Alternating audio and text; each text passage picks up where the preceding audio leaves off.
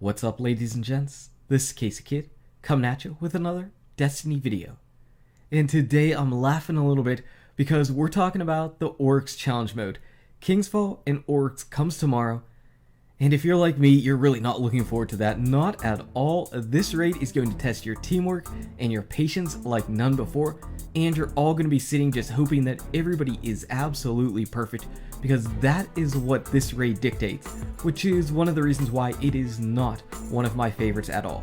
But we're going to talk about the Oryx challenge mode, how to complete it, and give you some tips and a few refreshers so that this isn't that big of a nightmare for you tomorrow.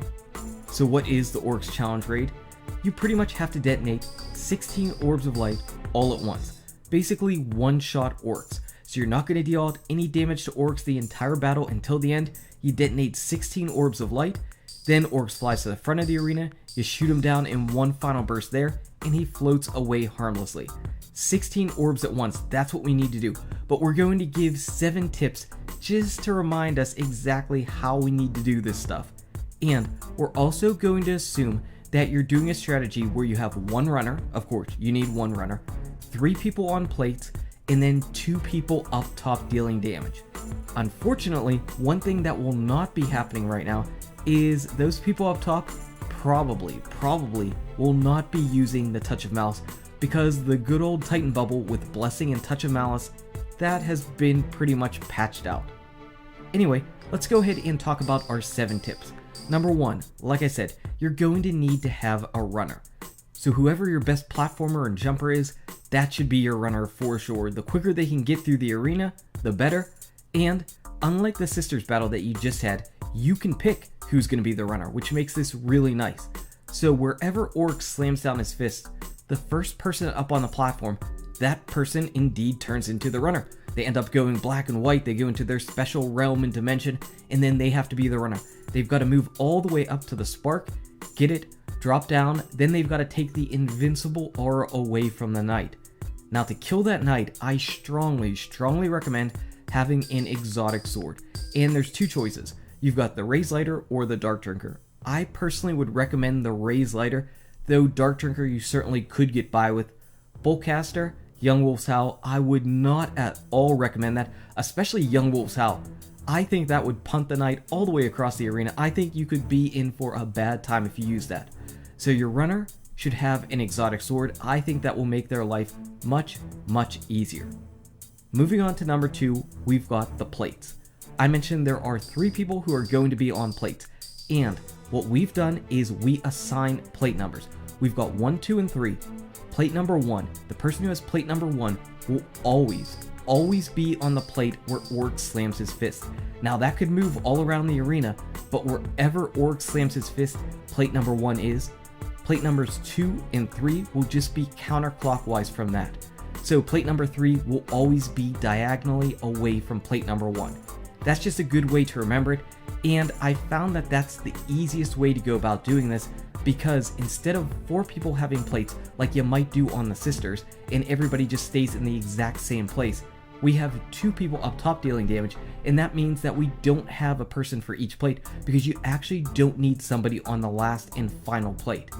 So plates, they basically go counterclockwise from Oryx's fist. You jump on there sequentially, everybody has to call out whenever they jump up top, and then they've got a few other responsibilities which we'll get to in just a second.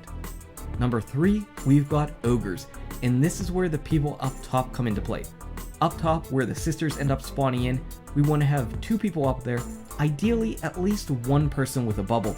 Now before, that person would have a Blessing of Light bubble, and you would use the Touch of Malice infinitely up there. Though now, because that has been nerfed, I think we might actually have somebody have a Weapons of Light bubble instead. Now of course, you could use your sniper rifles, because what you need to do is you need to kill Ogres. So as soon as Oryx slams and the person ends up getting on top of their plate, an Ogre will spawn. That Ogre needs to go down fast. So maybe sniper rifles, or possibly a better idea might be for those people up top to have Sleeper Simulants as well. So Sleeper Simulant, shoot the Ogre, and then you have to move. You have to move on to the next one. So you've got to look to your left, you've got to look around the arena counterclockwise and kill the next Ogre. Extremely important. The only way you're going to stack up 16 orbs of light is if those Ogres die immediately. I strongly need to stress this point, those ogres need to die immediately. Otherwise, you're going to wipe and fail this challenge. So get those ogres stacked up. Moving on to point number 4, after the ogre dies, we're back down to the people on the plates. So the people on the plates will help in killing the ogres. I'll probably be using a sleeper simulant on my platform as well, killing that ogre, and then immediately after that, swap to your sniper rifle and you have to kill a knight opposite your plate. There are going to be knights that spawn in opposite your plate, and their sole job for spawning in is to come and eat that orb of light that you just generated. So you have to immediately kill those. Kill those knights and then jump up to the platform where the people up top, the Titan bubble up top, and you'll be able to be safe. From here up top, you're just waiting for that person, your runner, your person with the sword, coming back from the night with the invincible aura. That person's going to get up to the platform with you, or you could drop down to the middle, whatever your group prefers and thinks is easier. You're going to get into that invincible aura, and by that time, 4 knights better be down, because if not, the orbs of light are going to go away. So 4 knights need to be down, and remember, the people up top probably are going to need to kill the 4th knight, because you don't have a 4th person on plates. You only have 3 people on plates. But by that time, the knights are going to go down, and you're going to need to shoot and stagger Oryx in the chest. If you do not all fire on Oryx and stagger him in the chest, he's going to clap, you're going to wipe, and you're going to be upset, because this is by far the easiest part of the raid. You're invincible, you can just stand there and shoot at him without taking any damage. Yes, there might be other enemies around the arena, but again, as long as you're in that white invincible aura, you are invincible. So make sure you stagger Oryx, and then afterwards, you can turn your attention towards dealing damage and killing the other Taken around the arena, because you're moving on to step number 6, which is the Shade of Oryx. So here, Oryx is going to put a black dome in the front of the arena, and you or your teammates will randomly be teleported back into this tiny arena where there's fog all around the edges of this circle, and Oryx's shade is kind of chilling back there, and he's got a sword and he's going to come out, just like the story missions that we've had. So what you need to do is make sure you do not get hit by that slam with the sword, because it's going to hurt a ton. If you have a Titan with a blessing bubble, whenever the Titan gets teleported back, immediately pop that bubble, because that means you'll get an overshield, and any other teammates that get teleported back will immediately have a blessing of light shield, which you want, because sometimes you get teleported back and the shade is slamming immediately, and your teammate's going to instantly die if they don't have a shield, and it's going to suck, and you're going to be mad and you're going to be upset. So another really big tip is, if you've got a warlock on self-res, that warlock can go up and attack the shade. So if you've got your melee override up, you can go up, hit the shade, get your flame shield up, the shade will then immediately slam you. Hopefully you can survive through that, depending on your armor. And if not, you've still got your self-res to go ahead and revive, and that means that you are not down a teammate, which is a really, really good thing. Because finally, we've got our orb detonation.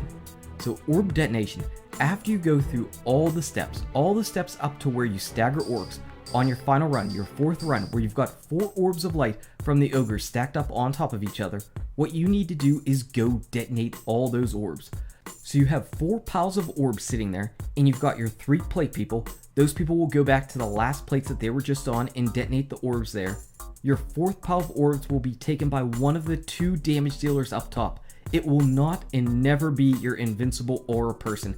That person needs to stay in the center and continue shooting Oryx in the chest, just to make sure that he deals out damage. So before you run, it might be a good idea to clear out some of the ads for 5 seconds or so, and then run over to the orbs and detonate them.